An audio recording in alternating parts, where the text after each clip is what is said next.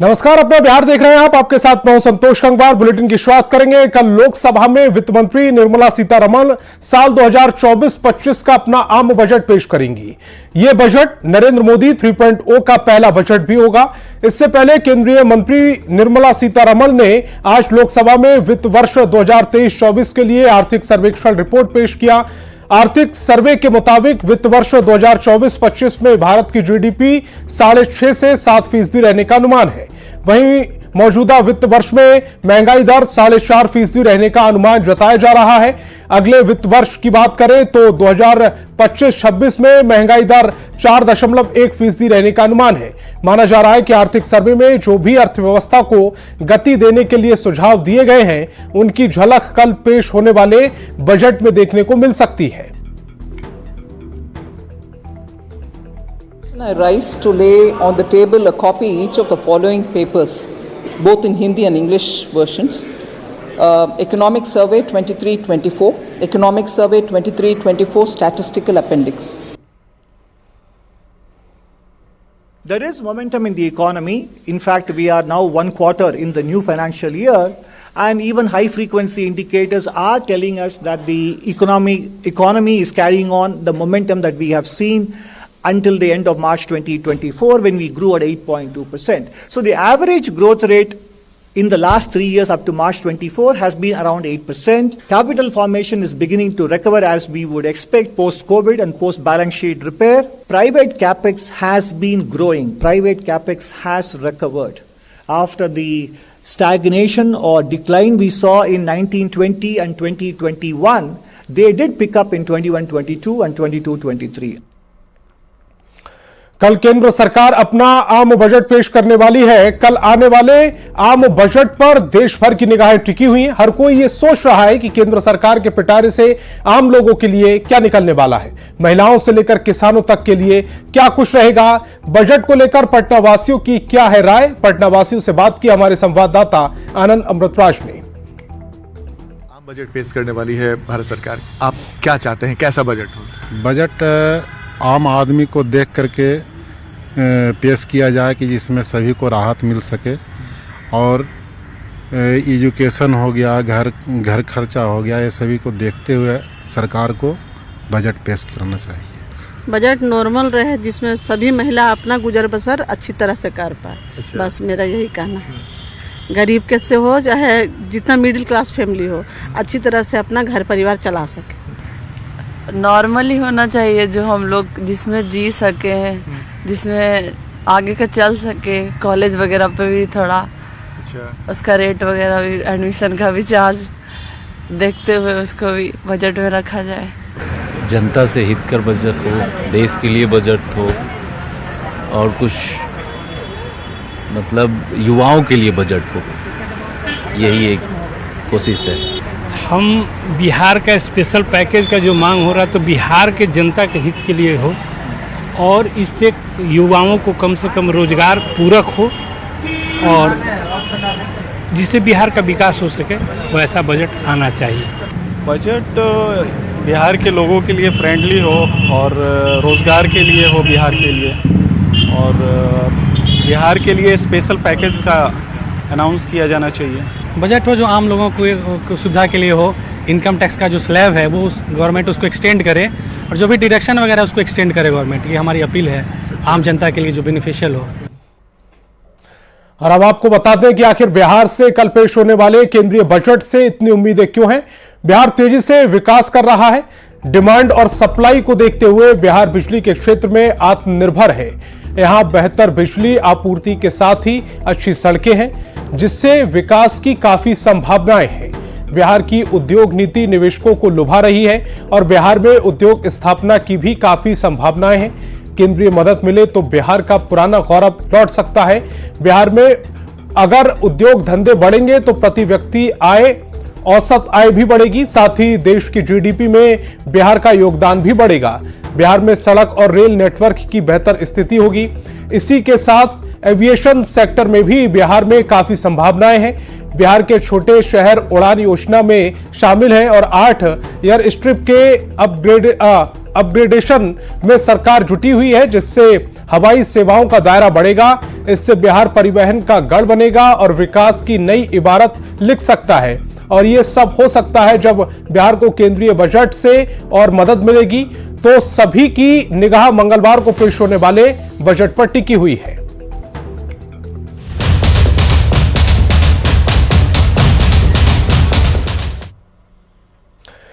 तो केंद्र सरकार ने बिहार को विशेष राज्य का दर्जा देने की मांग पर बता दिया है कि यह संभव नहीं है। केंद्र के जवाब के बाद जेडीयू ने विशेष दर्जा ना सही विशेष पैकेज भी देने की मांग कर डाली। लेकिन आरजेडी नेता अब इस मुद्दे पर नीतीश कुमार और जेडीयू पर निशाना साध रहे हैं। लालू प्रसाद ने विशेष राज्य का दर्जा पर कहा है कि बिहार के मुख्यमंत्री नीतीश कुमार को इस्तीफा दे देना चाहिए। वे लोग विशेष राज्य का दर्जा लेकर रहेंगे। बिल्कुल देना पड़ेगा।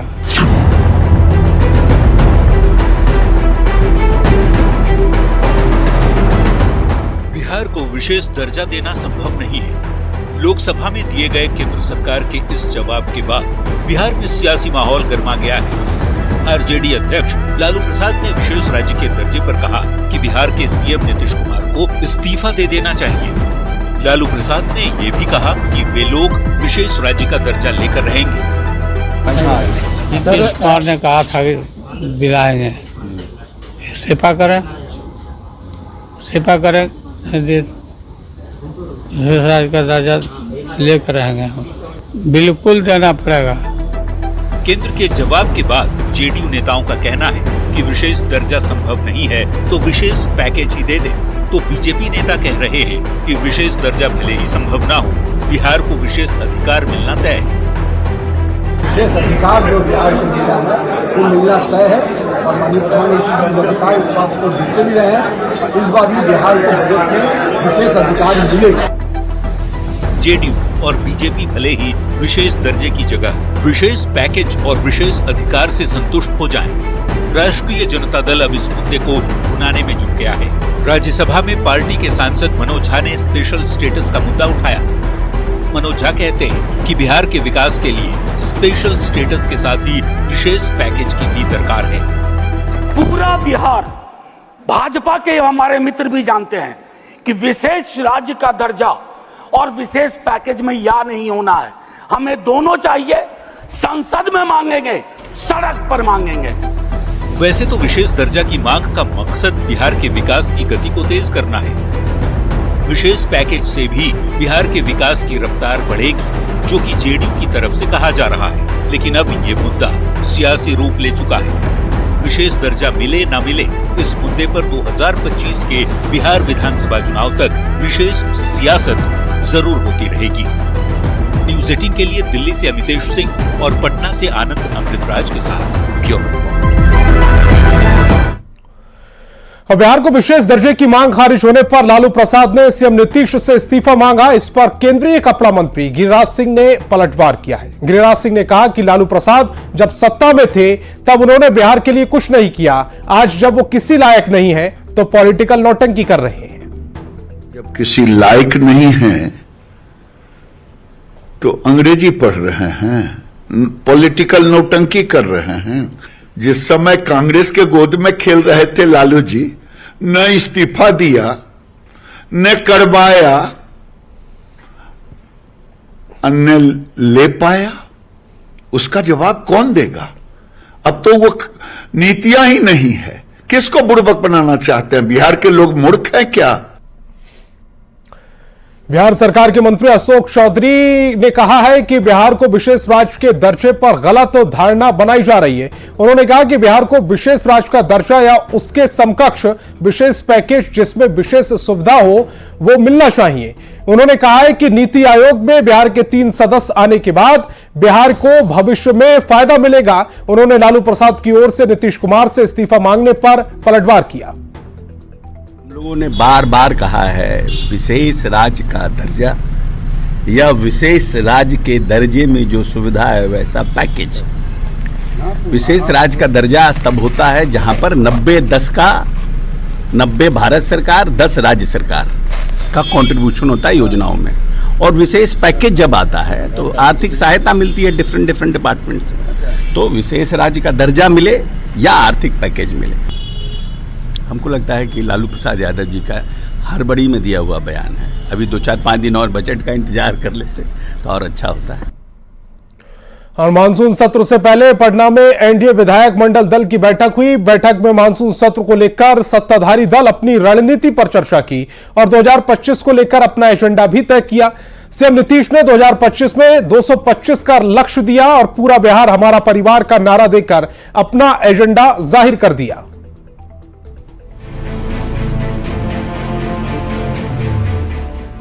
2025 225 मुख्यमंत्री जी ने कहा कि पूरा बिहार हमारा परिवार है।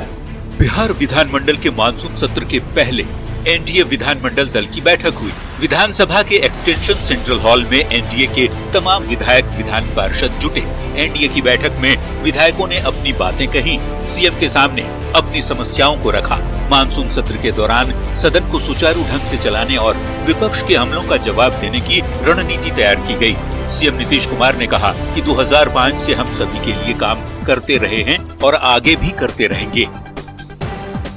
मुख्यमंत्री जी ने निर्देश दिया कि भाई सबको मिल के चलना चाहिए, सबको मिल के काम करें और बढ़ते हुए बिहार के साथ सबको रहें। और जिसको भी किसी तरह का अगर कोई समस्या होता है और कोई वैसा काम, वैसे तो सरकार सारे कार्यों को करने में तत्पर है, लेकिन अगर कोई वैसा काम जो नहीं हो पा रहा है तो लोग डायरेक्ट माननीय मुख्यमंत्री से मिले और अपने काम के बारे में बताएं। वो काम पर जरूर पहल होगा, उस काम को जरूर पूर्ण किया जाएगा। वैसे कहने को तो ये बैठक मानसून सत्र को लेकर बुलाई गई थी, लेकिन इस बैठक में 2025 विधानसभा चुनाव को लेकर रणनीति बनाई गई। सीएम नीतीश कुमार ने 2025 में एनडीए को 225 सीट का लक्ष्य दिया है। 2025 225 पूरा बिहार पूरा हमारा परिवार। बैठक में सीएम नीतीश कुमार ने एनडीए नेताओं को खास मंत्र दिया। सीएम ने कहा, पूरा बिहार हमारा परिवार है। हमारा बिहार पूरा परिवार। मुख्यमंत्री ने कहा सर, मुख्यमंत्री जी ने कहा कि पूरा बिहार हमारा परिवार है। 2025 में 225 का लक्ष्य देकर और पूरा बिहार हमारा परिवार की बातें कहकर सीएम नीतीश कुमार ने विधानसभा चुनाव को लेकर अपनी रणनीति जता दी है। बिना नाम लिए विधायकों को ये मैसेज दे दिया कि परिवारवाद के मुद्दे को जन जन तक पहुंचाना है और आरजेडी को घेरना है। न्यूज़ 18 के लिए पटना से आनंद मित्राज, शैलेंद्र कुमार और संजय कुमार की रिपोर्ट। और दिल्ली में सांसद संजय झा ने बीजेपी अध्यक्ष जेपी नड्डा से मुलाकात कर कई महत्वपूर्ण मुद्दों पर चर्चा की। संजय झा ने कहा है कि हमें खुशी है कि इस दौरान उन्होंने बिहार वासियों से जुड़े मुद्दे पर बातचीत की है और काफी सकारात्मक दिखे। तो मुलाकात की ये तस्वीरें भी हम आपको दिखा रहे हैं, जहां संजय झा ने जेपी नड्डा से मुलाकात की है। कई महत्वपूर्ण मुद्दों पर दोनों के बीच मुलाकात हुई। बिहार वासियों के मुद्दे पर सबसे ज्यादा बातचीत हुई और इसके बाद संजय झा ने जेपी नड्डा के इस रुख को लेकर उनकी तारीफ भी की। उन्होंने कहा कि मुझे खुशी है कि बिहार के लोगों के लिए जेपी नड्डा ने बातचीत की है। और बीपीएससी टीआरई 3 से जुड़ी खबर मिल रही है। अगस्त के पहले हफ्ते में जारी होगा आंसर की।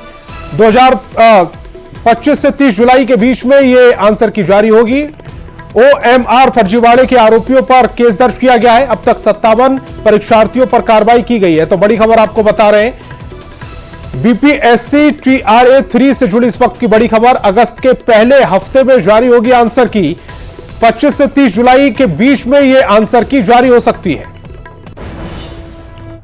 और सावन की पहली सोमवारी के साथ ही भागलपुर में विश्व प्रसिद्ध श्रावणी मेले की शुरुआत भी हो गई। भागलपुर के सुल्तानगंज में बिहार के उप मुख्यमंत्री सम्राट चौधरी और विजय सिंह ने दीप प्रज्वलित कर श्रावणी मेले का उद्घाटन किया। इस दौरान श्रावणी मेले से जुड़ा मोबाइल ऐप भी लॉन्च किया गया।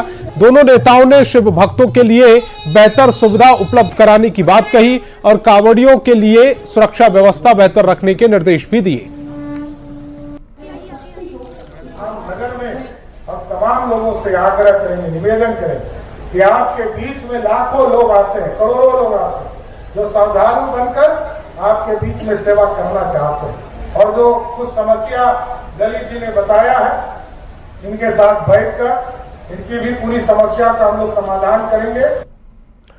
और लखीसराय के सुप्रसिद्ध इंद्रदमनेश्वर महादेव और अशोक धाम मंदिर में सावन की पहली सोमवारी पर विशेष तरीके से पूजा अर्चना की गई। शाम में भगवान शिव की श्रृंगारी पूजा का आयोजन किया गया।